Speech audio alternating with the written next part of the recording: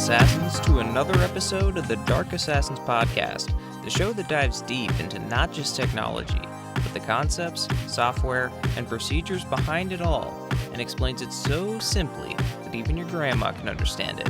As always, I'm your host, the Dark Assassin. We talk a lot on this podcast about, software development concepts and Homelabbing, but, one thing that we don't necessarily talk a whole lot about is where and how do you start with those things, right? Like, we tend to talk about the concepts and those concepts and topics, kind of assuming that you already have some kind of background knowledge on them, or you're just coming in completely blind and, you're just here to learn something. We don't really talk a whole lot about how do you get started with one of these. Now, I know in the past we've gone over some, starting out your home lab type things and, talking about various hardware to get, the services you can run. So in that sense, we kind of have touched on home labbing a little bit, which we'll get back into in this episode also. But when we talk about software development concepts, we generally just kind of go head in and be like, this is how an array works. This is how managing memory works, that kind of a thing. But we don't really talk about, okay, how do you actually go about learning these things? Like, how do you actually go about learning software development? So in this episode, we're going to kind of go through that, kind of break down, kind of give you kind of a roadmap, if you will, about how to go about learning software development, how to go about starting a home lab. And we're not necessarily going to go like specifics, like first you download Python, then you create a Hello World project, and then you write a for loop. We're not going to do that. We're going to give kind of a general overview, kind of a roadmap. Like first you want to kind of, identify these things, and then we'll get into it. We're getting a little bit ahead of ourselves here. So that's what's coming up in this episode. But first, let's get into our trivia question for the week, which is, what university initially maintained the text file named hosts.txt that mapped host names to the numerical addresses of computers on the ARPANET? So what university hosted the hosts.txt file, which, mapped the host names on the ARPANET? So that is your trivia question for the week. Now, before we get into the cybersecurity tip, there was some news in the Apple world that I wanted to touch on just very briefly. So they announced their May 7th event, which is based on the marketing material they put out. Seems to be very iPad focused. So new iPads and potentially new iPad accessories as well. I mean, in the graphic for the event, there was literally a hand twirling an Apple Pencil, so I'm not sure how much more evidence you need, and I'm pretty sure Tim Cook also put out like a tweet or something saying like May 7th, like pencil it in, something to do with like penciling it in your calendar or something like that. I forget the exact verbiage, but yeah, so very much alluding to the fact that it's going to be iPad focused, which is definitely needed, seeing that there haven't been any updates to the iPad in, I want to say, like a year and a half or something like crazy like that. Like, it's been a while since there's been an iPad update. I mean, in fairness, not like there necessarily needs to be one, in the sense that, like, if you ask me, the hardware in the current generations of iPads is already pretty darn good. Personally, I think the main thing holding the iPads back is the software. Because, I mean, you have, like, take the iPad Pros and the iPad Air, for example, right? You have chips that are literally found in Macs, like MacBooks and even Mac desktops, that are capable of running Mac OS, a full-featured operating system that you can basically do whatever you want in. And then it's also running iPad OS, which is comparatively very limited, especially when you compare it to Mac OS. So it is a little interesting that they are coming out with these new iPads now. Well, I guess it's not, because they kind of needed to be refreshed, but at the same time, like, you would think, WWDC, in June, there could be the potential for some serious updates to iPad OS potentially that could take advantage of these new iPads. So I don't know, maybe there will be some kind of teaser for that in this event. I really don't know, but it will be definitely interesting to see on May 7th. So I guess pencil it in your calendars, if you will. But with that, let's get into this week's cybersecurity tip.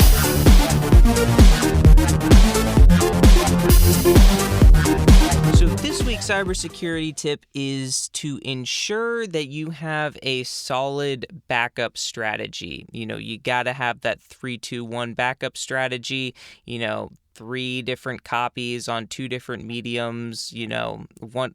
Yeah, so, the different locations, the age-old saying, 1 is none and 2 is 1. Want to make sure that it's on, different mediums. So, say it's on your a flash drive and then a hard drive. Or it's, you have it stored locally, on your current machine and on your NAS, but then you also, have an offsite backup, things like that.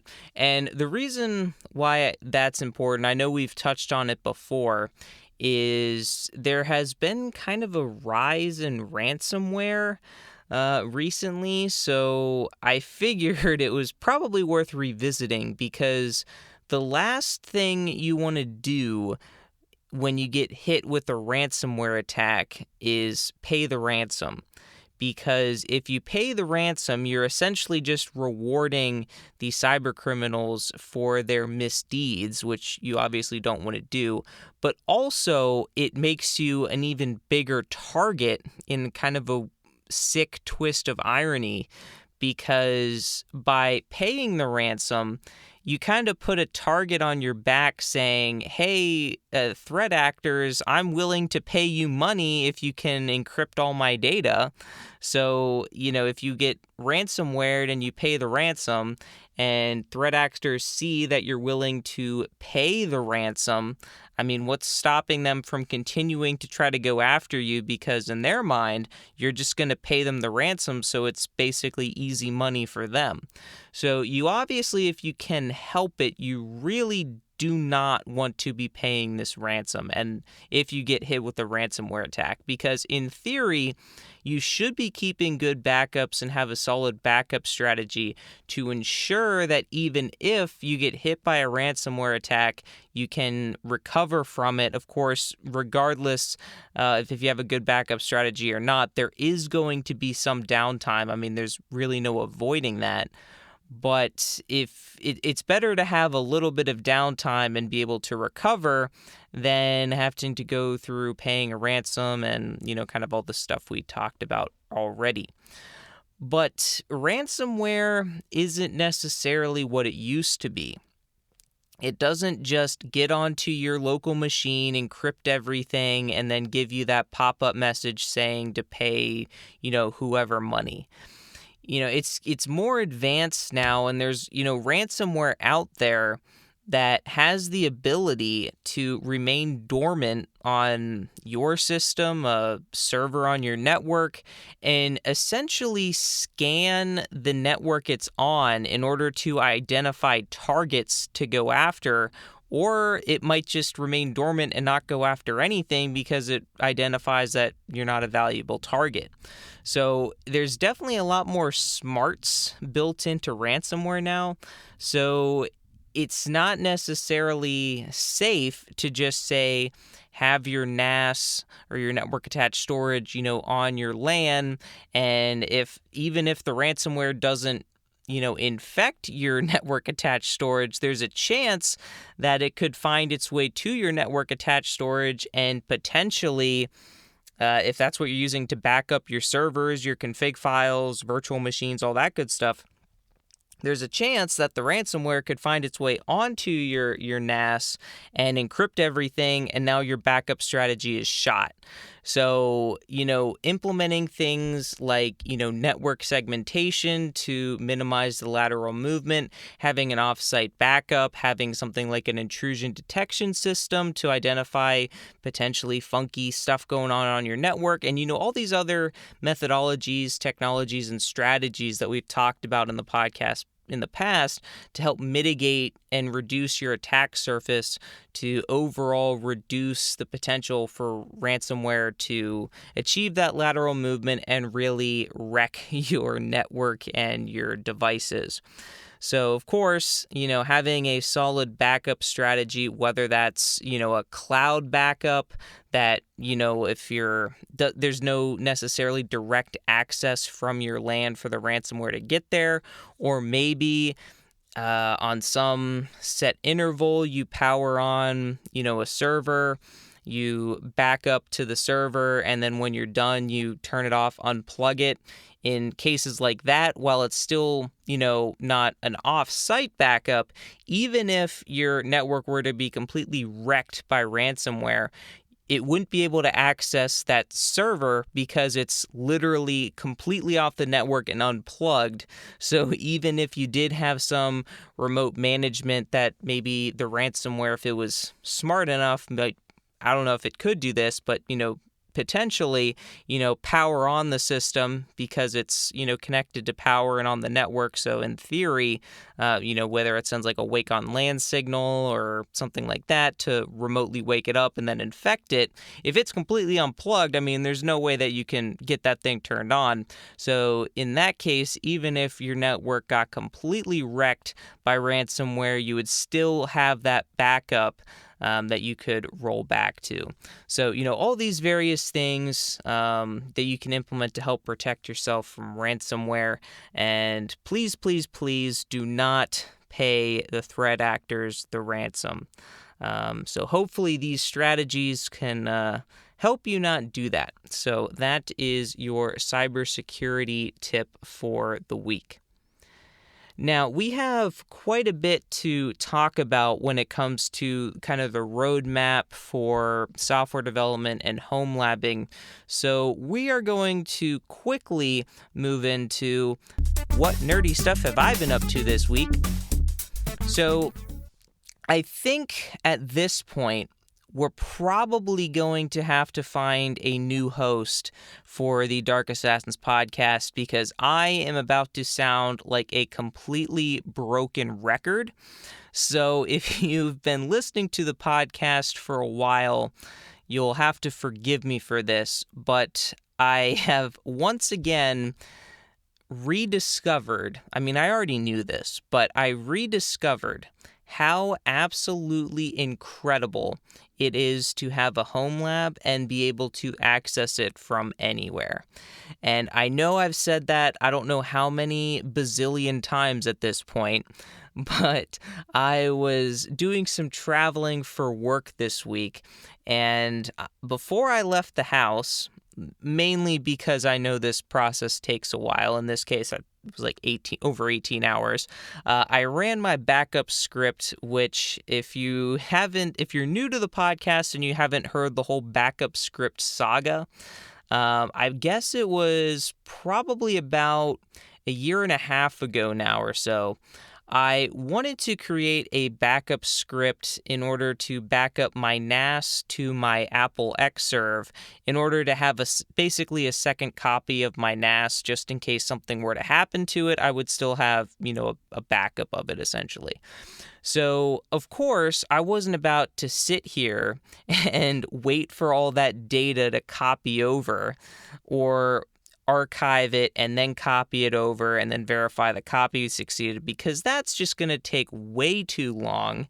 And if you don't know me, one thing I love to do is automate things. So I wanted to find a way to automate this whole process. So I decided to write a script to do it all for me. And basically how this script works in a nutshell is it's a bash script that runs, I believe, 3 Ansible playbooks. The first one basically logs into the NAS and creates a tarball or an archive file of the entire NAS. So all the files, all the virtual machine backups, everything on there gets archived into a single file, and then it sends that data. Well, first, I guess it runs a well, that's the first playbook. It literally just does that. And then the second and third playbooks are the ones that handle the does the checksumming of the archive that it created, and then the transferring of the tarball over to the xserv, and then running the checksum on the xserv, and then comparing the checksums. And the other thing it does too in the bash script before it runs the playbook to transfer to the xserv is it uses the lights out management functionality of the xserv to remotely boot it up, because if you've never been around an xserv, they are quite noisy. I'll just say that. So that's in a nutshell basically what it does. It automates the process of creating the tarball, copying it to the xserv, and then generating checksums on both the NAS and the xserv, and comparing those checksums just to make sure that nothing happened during the transfer process and the files are the same. Now, why I'm creating a tarball? The main reason for that is if you've ever had to deal with network transfer speeds, transferring large files is much faster than transferring a lot of small files just because of, block sizes and that kind of a thing.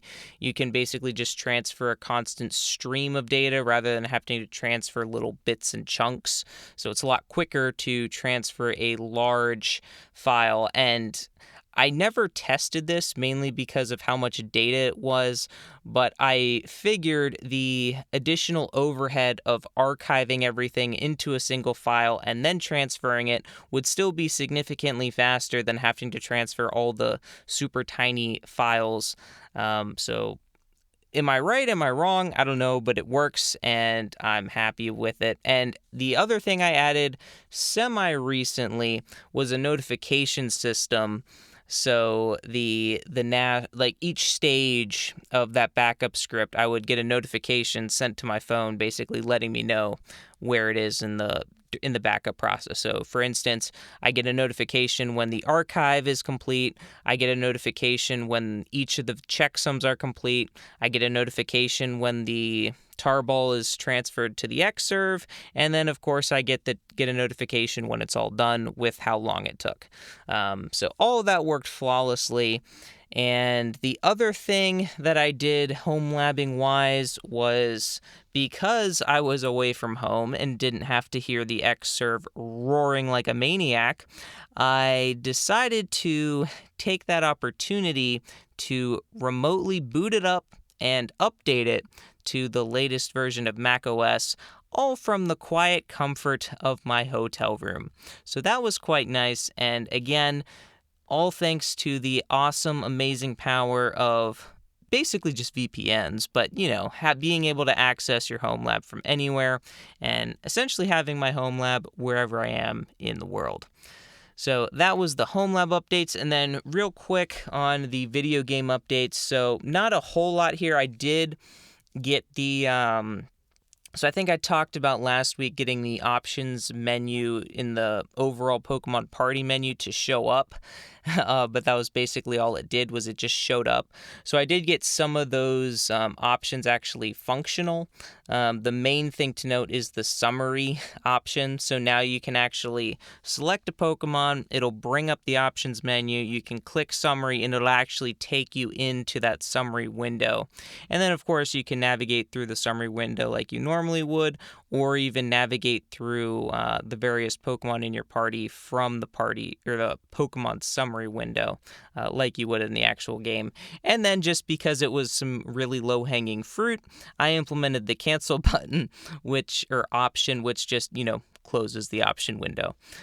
So not a whole lot going on, but, just some minor updates. Oh, and I also did get the name and the level of the Pokemon displaying, so it's not just empty boxes, so you can actually identify which Pokemon you're selecting, which is kind of beneficial. So now let's get into the meat and potatoes, which is talking about where to start with software development and Homelabbing. So I figured first we'd start off with the software development and programming stuff. So when it comes to software development and programming and learning programming and getting into it, the first step you kind of have to take is identifying what language you want to learn. And we've talked in previous episodes, the differences in various programming languages, the strengths and weaknesses of various programming languages. And of course, we don't have enough time to discuss every single pro and every single con of every single programming language, but I'm going to try to hit all the highlights, or try to hit some of the highlights of some of the more common programming languages to kind of give you an idea, if you're new to programming, some of the languages that you might want to look into, some of the pros and cons of them, just to kind of give you a starting point. Because, like I said, in order to learn programming and the programming concepts, you kind of need a programming language in order to do that. I mean, I guess in theory, you could just look at the theory and how programming works and look at pseudocode and all that, but where's the fun in that, right? Like actually getting your hands dirty, putting your hands on the keyboard, clacking away like a code monkey and writing some code, in my opinion, is the best way to learn programming and learn the various programming concepts. So I guess the first and easiest recommendation when it comes to programming languages is the good old Python. Because some of the pros of Python is, if you've ever looked at Python, it is a very easy syntax to learn comparatively to other programming languages.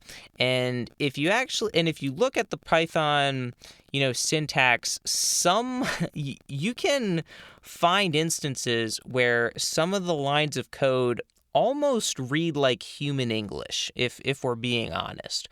Like it is quite human readable, especially compared to some other programming languages.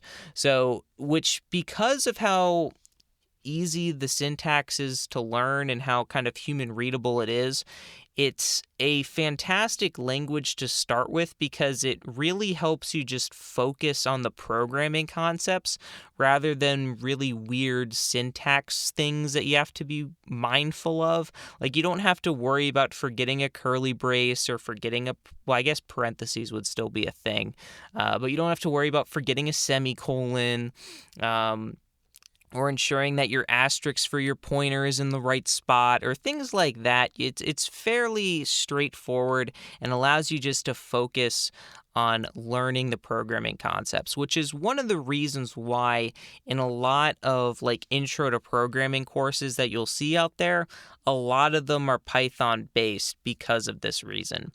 Now, another pro of Python is there's tons and tons of libraries to do all sorts of different things. Like, there's libraries to parse JSON and XML data, handle HTTP requests, various data science and data analysis libraries, and there's even plenty of machine learning libraries out there too. So there's almost like a Python library for just about anything. So it's fairly easy to, get your hands into whatever you want.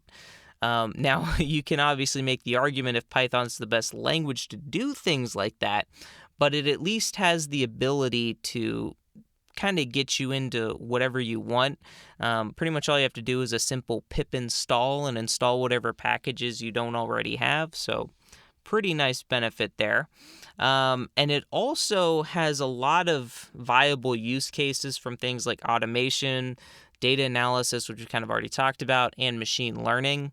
So there's a lot of, good use cases for Python, which, as we'll touch in the cons, it's not necessarily a very fast programming language, yet at the same time, it can be used to, program GPUs, which are pretty darn fast.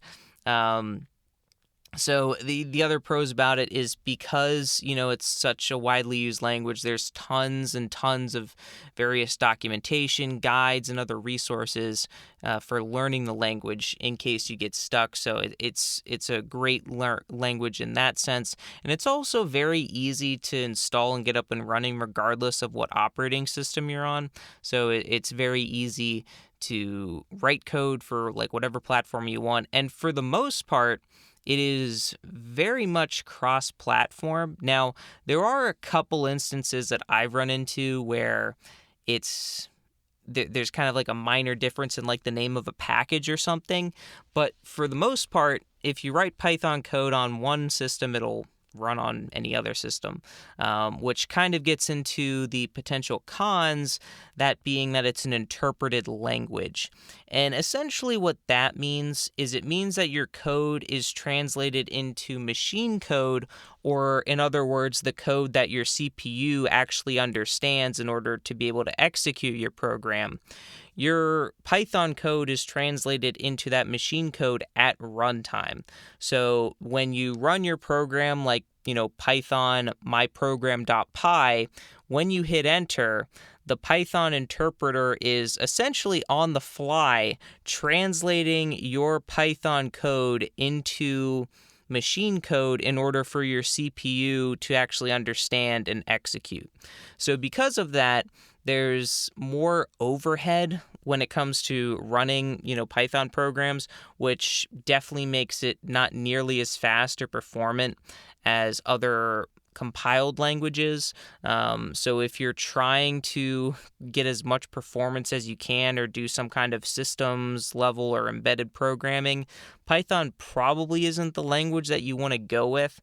And kind of like I mentioned, if you want to do anything that's very computationally intensive, even if you make use of their multiprocessing library, if you compare a similar application to a more performant language like, something like Go or Rust or C or C++, those other languages are going to completely destroy Python when it comes to performance.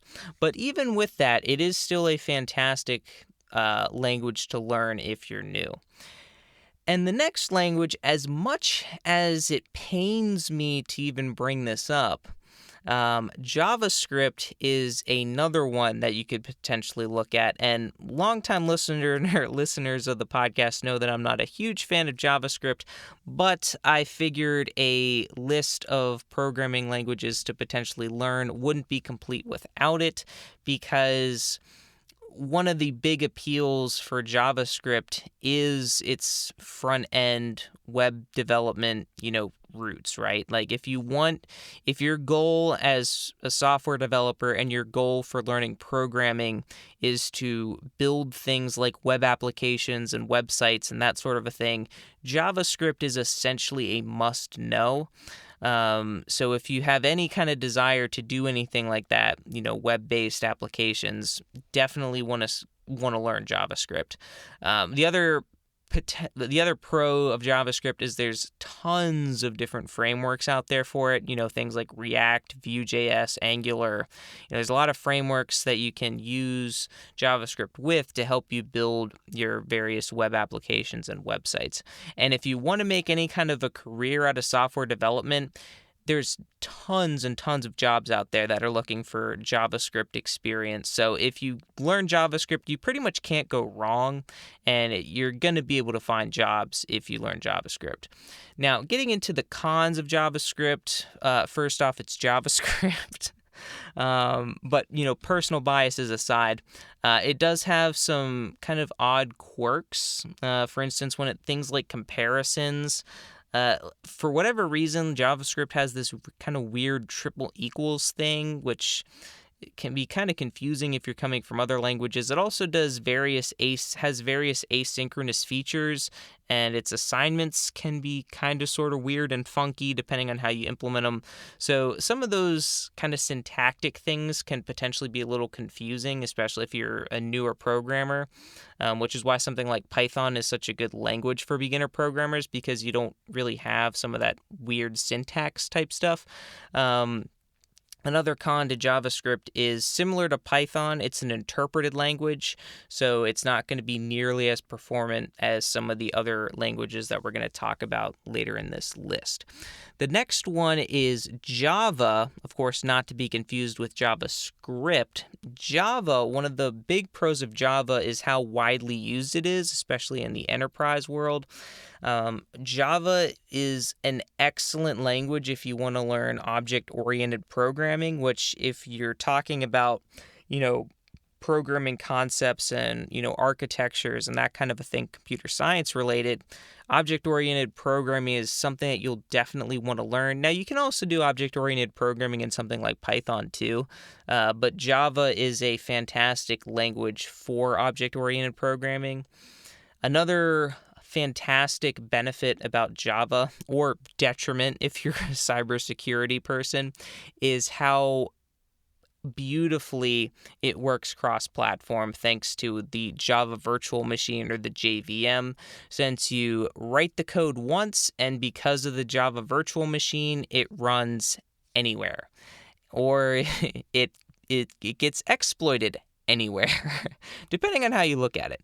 But the thing with the Java Virtual Machine is when you write Java code and you compile it, that code gets compiled down to Java bytecode, which is then interpreted by the Java Virtual Machine, which then gets translated into machine code. But because you have the Java Virtual Machine installed, that Java Virtual Machine is able to interpret for the platform you're on, given, the standard Java bytecode. So you get not quite as performant code as natively compiled code, but it's definitely significantly faster than something like an interpreted language like Python, for instance.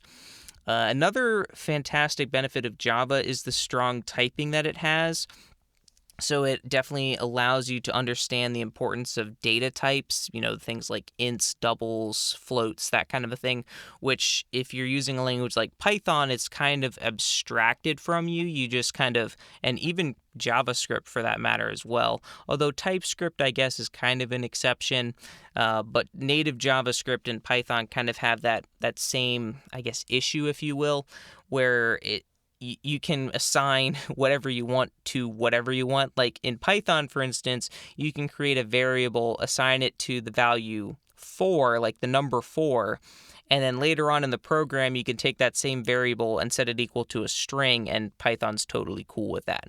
In a language like Java, that's not going to fly because you have to set the data type that variable is going to hold when you declare it. So for instance, if you wanted to create that 4 integer value, you would have to define that variable as an integer. And then if you tried to set that integer equal to a string, like, hello world, you would run into problems. Another benefit to Java, though, is its memory safety. So this essentially prevents you from shooting yourself in the foot like you would in something like C or C++. And it also helps prevent certain kinds of errors from happening, like buffer overflows or index out of bounds errors, things like that.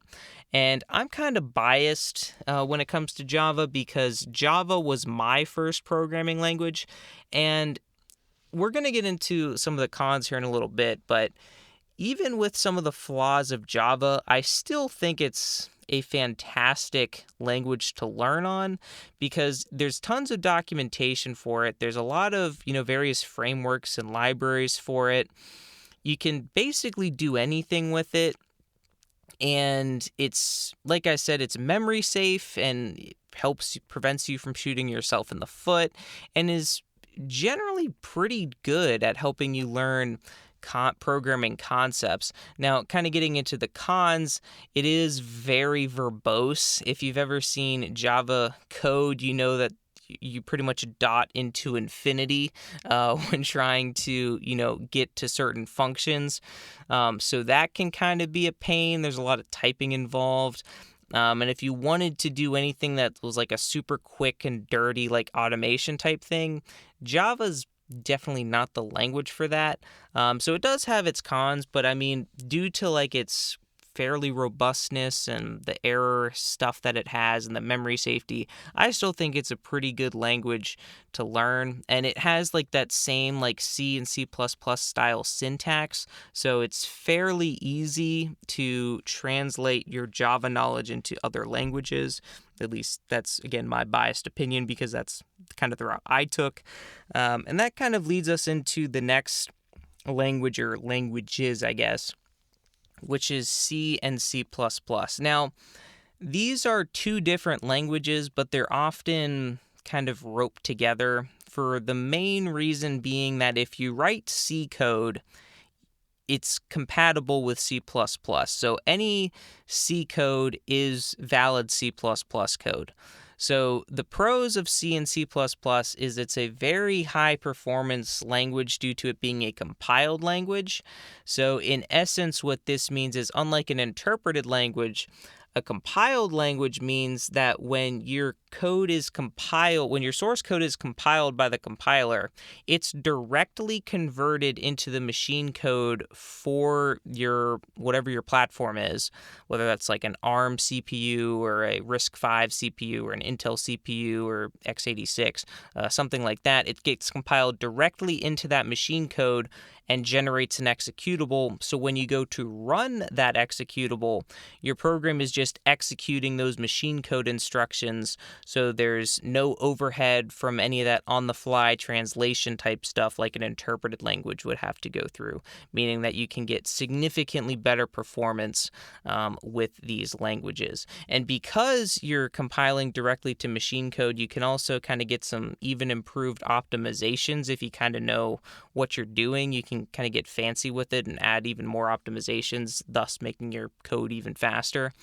And one of the other benefits to C and C++ is it is, as far as features go, it's very simple. They're both very simple and straightforward. Now, C++, you can kind of get crazy with some of the, especially with some of the new features that they've come out with in kind of recent releases of C++, but specifically C, it's very, very standard and very, very minimal, which, if you're coming from a language like Python, you might see that as a detriment.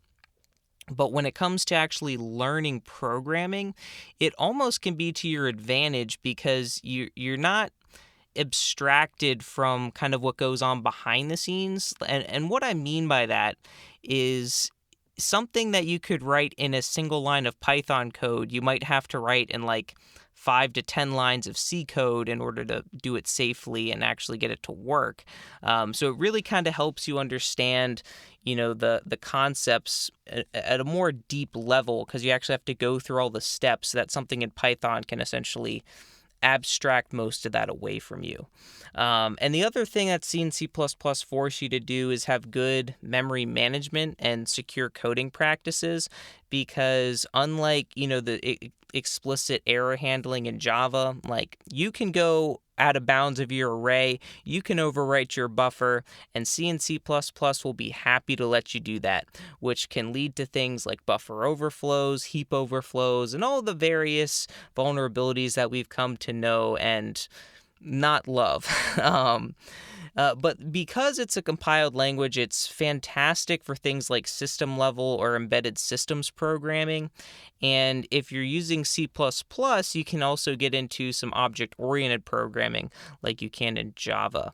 Now, getting into some of the cons of C and C++, memory management is not easy. as you've seen in the world with all of the memory-related vulnerabilities, even folks that have been writing C and C++ code for years or even decades still will fall into traps and make mistakes when trying to manage memory.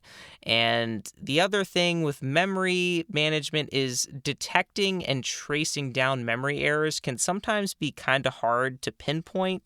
And one thing I know especially from personal experience, is when trying to learn things like pointers, it can be kind of confusing, especially for new programmers, or even if you're just new to the language and haven't had to deal with your own memory management. Pointers can be kind of a confusing topic. And this next con is more focused towards C, but there's a noticeable lack of built-in nice-to-haves, if you will, especially when compared to something like Python. Kind of like I touched on, something in Python that'll take you like one line of code. You might have to take like 5 or more lines in something like C. The big thing here is strings. So doing anything with strings in C is kind of a pain because in C, strings as a data type don't exist. Everything is a character array, which in fairness, that's all of what it is in other languages too. But they abstract that away from you and basically allow you to use strings like they were just any other data type. But whenever it comes to manipulating strings in C, there's always a lot more steps involved with doing things like that. C++ definitely improved things with the std string, but it's still to note that there aren't as many nice-to-haves in those languages, which, depending on who you are, that could also be a pro because it helps you learn the underlying concepts of those nice-to-haves that kind of get abstracted away in some of those other languages like Python, for instance. The next language I wanted to touch on is one of the newer ones, which is Rust. So Rust, kind of like Java and Python, is memory safe, which helps prevent you from shooting yourself in the foot and having various memory errors like you do in C and C++. It's a compiled language, so it's very performant, just like C and C++. And similar to C and C++, it's great for systems level and embedded systems programming. Some of the cons, though, the whole idea of the ownership in Rust and the borrow checker concepts could be potentially challenging for new programmers to learn, especially if it's their first language, trying to, add those additional concepts on top of the programming concepts. So kind of like, we touched on with C and C++, the whole memory management aspect and managing the various syntax things, compared to something like Python, which is very straightforward and can allow you to just kind of focus on the programming concepts. Another potential con with Rust is there aren't as many libraries and frameworks for it as other languages like Java or Python. Although with Rust, you do have the ability to tap into pre-written libraries like C and C++ libraries, for example. You can tap into those. There's some stuff you have to go through to enable that to work, but it's something that you can do. The next language I want to hit on is Swift. So Swift is another fairly newer programming language, especially if you compare it to C and C++. It's basically a baby. But some of the pros of Swift is if you want to do anything with iOS development, Swift is a definite need to have. You need to know Swift. I guess you could do Objective-C, but Swift is basically the way to go. Also, when it comes to mobile development, if you want to do anything with Android, Java is the way to go if you want to do anything Android related.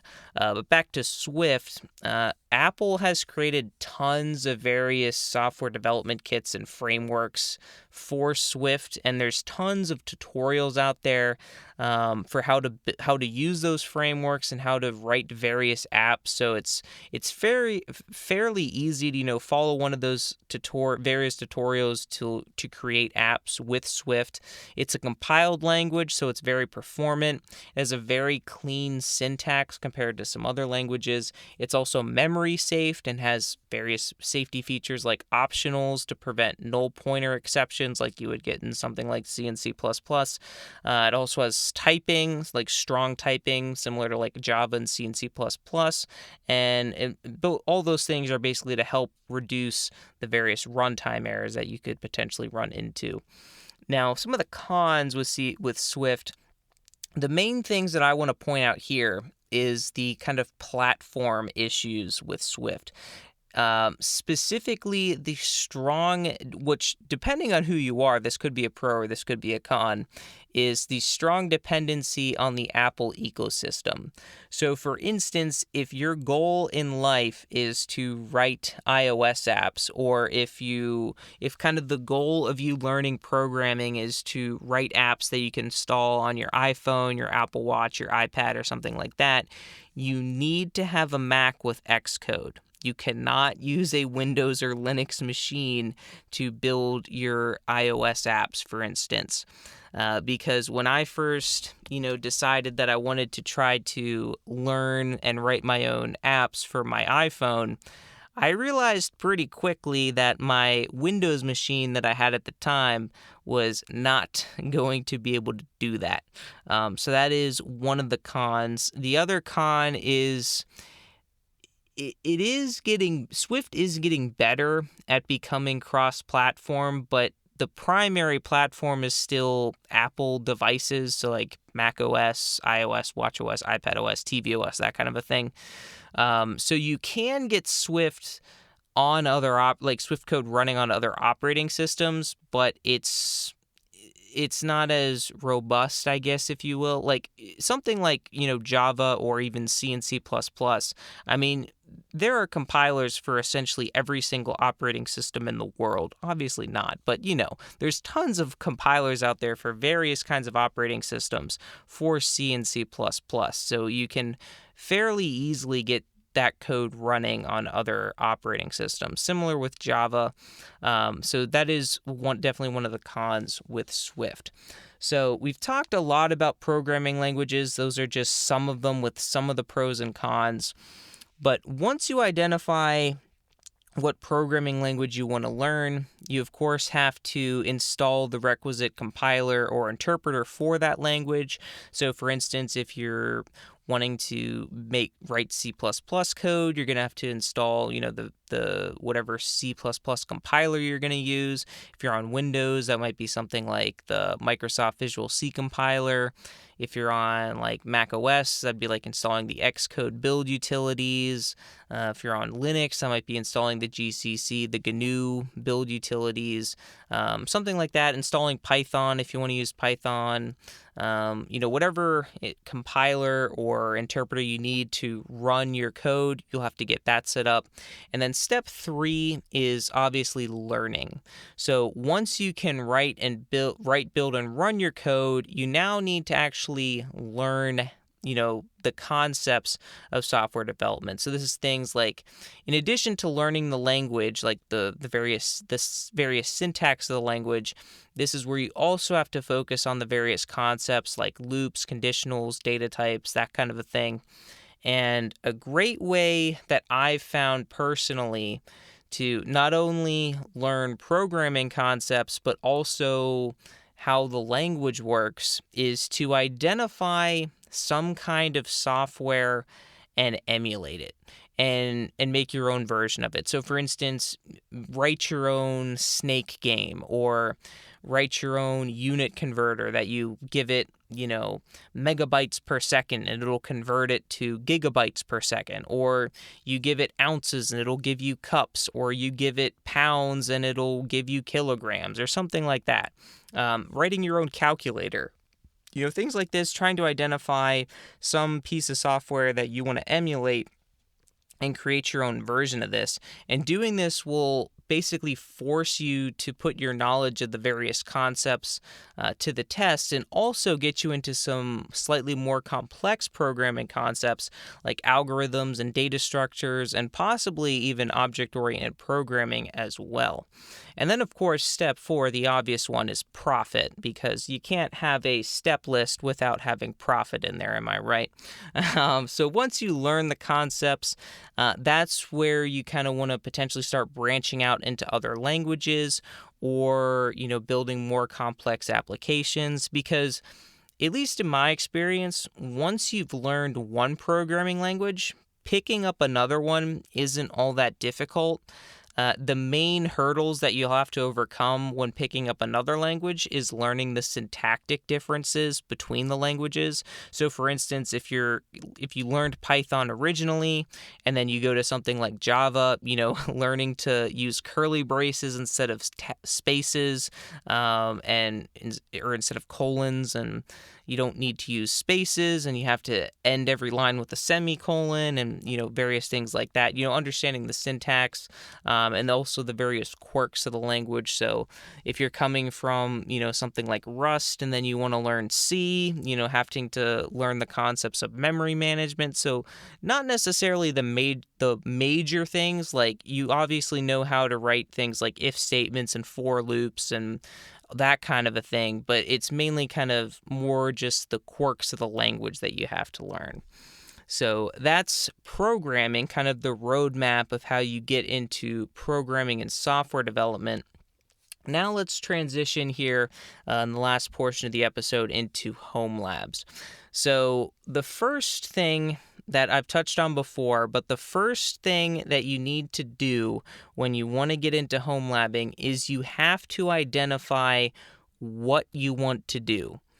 And the reason why I say you need to identify this first is because if you don't know what your use case is, you don't want to be going out and spending hundreds or even thousands of dollars worth of hardware if you don't know what you're going to use it for. Because if you go out and, say, spend hundreds of dollars on some fancy schmancy, Dell R640 server and, have it jam-packed with the fastest Xeon it can hold, and terabytes of RAM and all this stuff, and which I guess if at that point you'd probably be in the thousands of dollars rather than hundreds. But the point being, you don't want to spend tons and tons of money on this stuff only to realize what you want to do with your home lab is essentially do like breadboards and microcontroller projects, because at that point you just spent all this money on an enterprise server that's essentially no good to you. So when it comes to use cases, obviously, kind of like programming languages, we don't have time to cover every single one. But to give you a decent list, some of the main use cases I see for home labbing is things like home automation, network attached storage, hosting your own services like your own media server with something like Plex, Jellyfin, or Open Media Vault, virtualization, using containers, whether that's like LXD or Docker, doing things like continuous integration and deployment or CI/CD, having a VPN, whether that's WireGuard, OpenVPN, or something else, having your own DNS, various hackables like using microcontrollers or a Raspberry Pi or something like that to control things like making your own smart garage door opener, coffee maker, thermostat, or something else. Learning as a learning environment, so buying and procuring hardware to maybe you're buying networking gear so you can learn things for some kind of certification like a CCNA or Network Plus or CISSP or something else. Setting up various Linux VMs to learn Linux and system administration. And I mean, we could obviously continue to go on here. But the point is, you need to identify with what you want to do, or at least what you want to start with first, before you look into any kind of potential hardware purchase. Now, speaking of hardware, once you identify what you want to do with your home lab, the first thing that I would recommend is to, again, not get any hardware.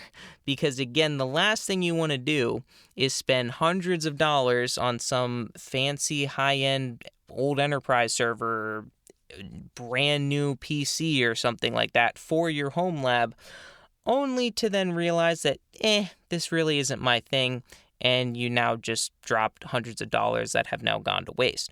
So what I would recommend is if you have like an old desktop or an old laptop or something, use that. And if you don't, just use whatever current laptop or desktop you have and install a hypervisor like VMware, QEMU, or VirtualBox on it. And then with that hypervisor, you can play around with various VMs and some of the various HomeLab topics we talked about. So for instance, you could install that hypervisor, install, say, VirtualBox, and then spin up like a Linux VM, install Docker, play around with containers. You can install your own VPN on there and try connecting in to your laptop with your phone through the VPN solution you created, spin up your own DNS, just kind of play around with whatever you want to do with your old laptop, desktop, or even your current device, and just see if that's something that you're interested in.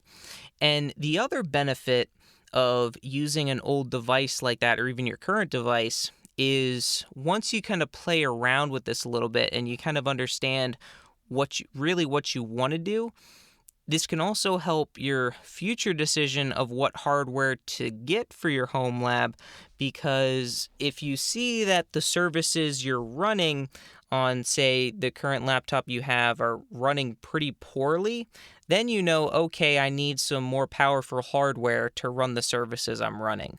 Or if you see that, my device isn't breaking a sweat, maybe you could get away with something a little less powerful to be able to run the services that you want. So that is another benefit of running it on an older device that you already have. One, it helps you identify if this really is something that you want to do. And two, it helps you kind of identify what hardware you might need in order to run the things that you want to run.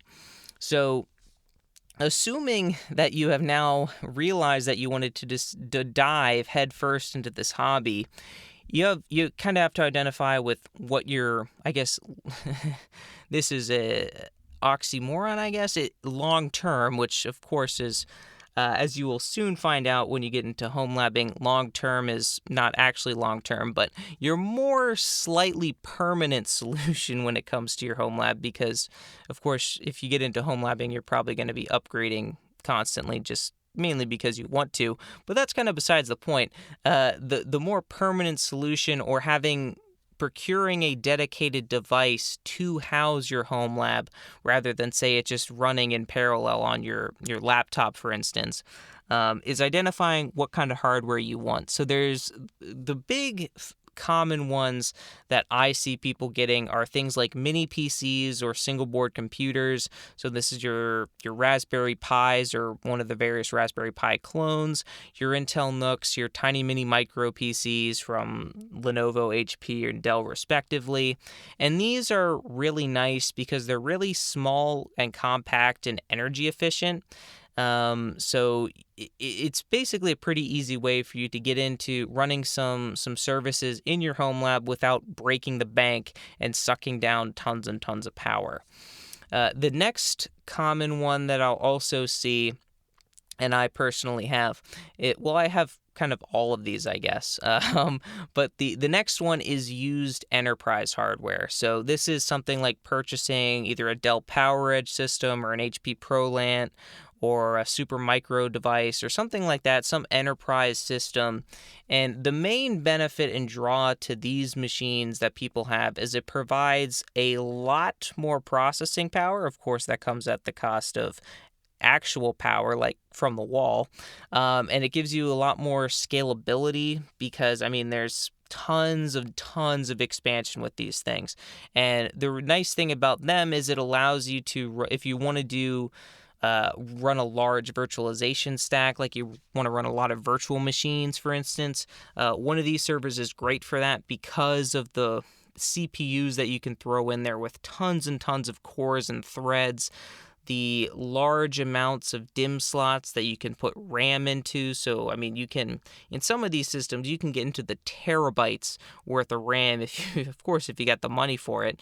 And the tons of PCIe expansion slots for various expansion cards, like whether that's GPUs or network adapters for higher speed networking, or things like storage controllers. There's tons of different things that you can throw in these expansion slots. But of course, the, I guess, major downside of them being that they're more power hungry than, one of those mini PCs.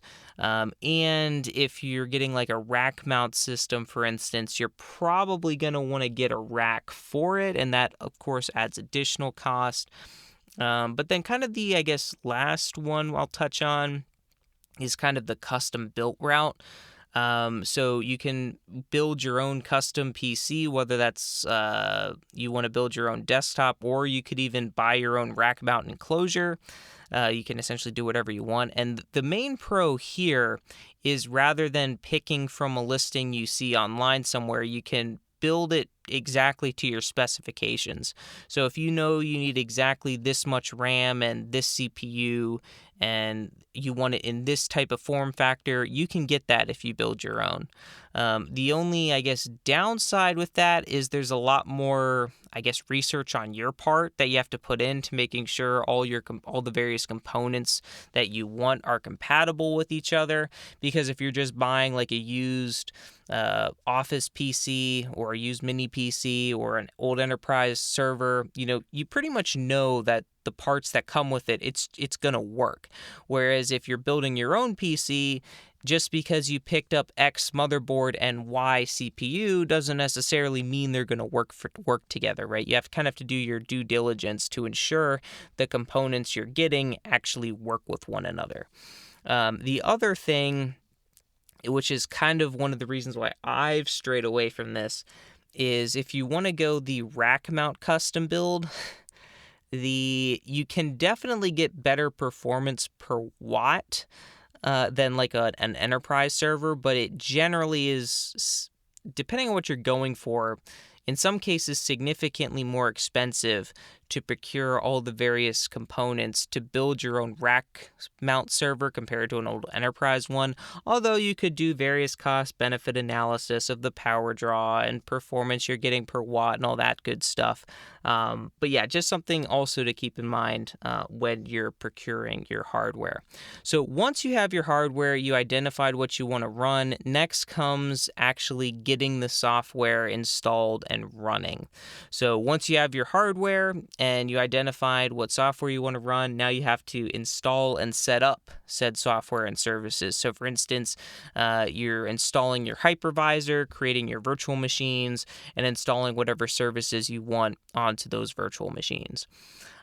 Step 4 I put on here is security, and this one is, I guess, potentially optional. I would recommend at least putting some thought into your security, because after all, this is a home lab, and kind of the point is kind of making your own. Well, in some cases, I guess it depends on what you want out of your home lab, but in some home labs, kind of mine, for instance, one of the goals of having the home lab is to kind of have your own miniaturized enterprise environment. And as having a mini enterprise-like environment, one of the fun things you can do is create an enterprise-like network. So having things like automated backups, network segmentation with things like VLANs, various service and network monitoring, and, basically just fully understanding what's going on your network and controlling the flow of things and really adding that good security, kind of like what we talked to in our cybersecurity tip. And then, of course, step 5 is profit, of course. And this step is the step where you keep building out your home lab, you keep exploring and learning new interests, installing new services, and basically just doing whatever you find interesting. Whether that's installing a new server or installing a new service or playing around with some new technology, buying a new switch to learn the networking, how to create VLANs, or creating a DNS server to learn how DNS works, or whatever the case may be, by learning and exploring these new interests and technologies. And then, of course, almost certainly you will be buying new hardware to accommodate those various new interests and services that you want to run, because eventually you will get to the point where whatever hardware you currently have won't have enough resources available to be able to house all the various services you want to run, so then you have to branch out. So then, of course, you keep expanding your home lab, and then you realize the potential money pit that home labbing can be. But of course, it's all in good fun, and we all enjoy doing it. And that's, what kind of the point of having a hobby is, right?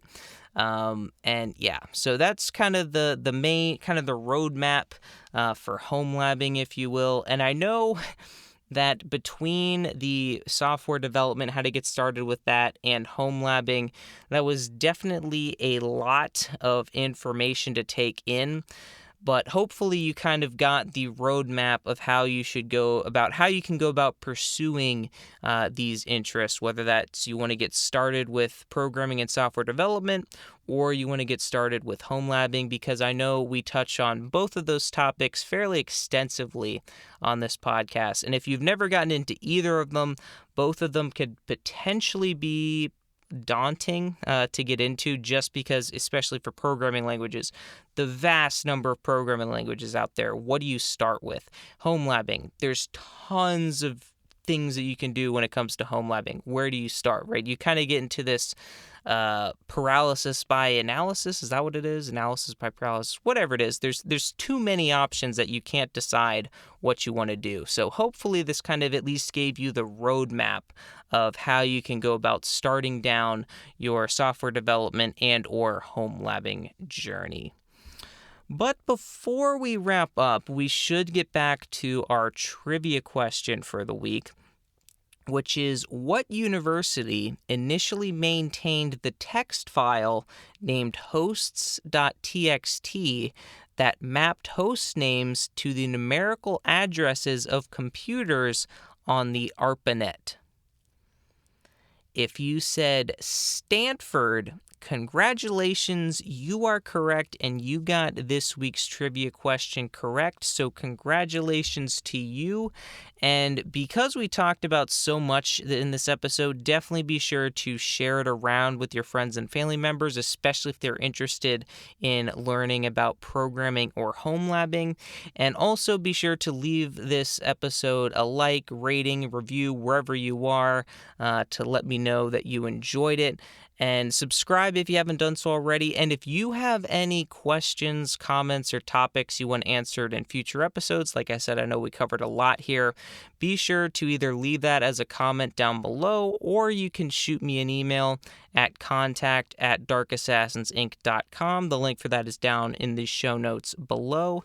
And that's going to do it for me in this episode of the Dark Assassins podcast. Until next time, my fellow assassins, remember, bool nothing equals true. If action not equal to null, return true. I'll see you next time on the Dark Assassins podcast.